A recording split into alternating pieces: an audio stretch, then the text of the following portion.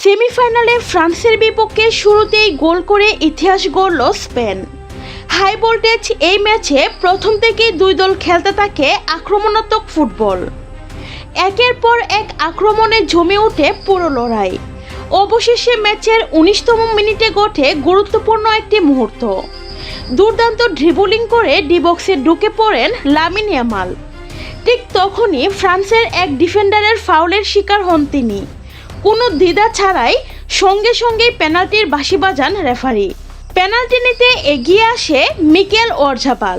আত্মবিশ্বাসী শটে তিনি বল ঝরিয়ে দেন জালে। গোলরক্ষকের কিছুই করার ছিল না। সেই গোলে 1-0 ব্যবধানে এগিয়ে যায় স্পেন। গোল হজম করার পর আরও আক্রমণাত্মক হয়ে ওঠে কিলিয়ান এমবাপ্পের ফ্রান্স। আর অন্যদিকে স্পেনও পাল্টা আক্রমণে ব্যস্ত রাখে প্রতিপক্ষকে।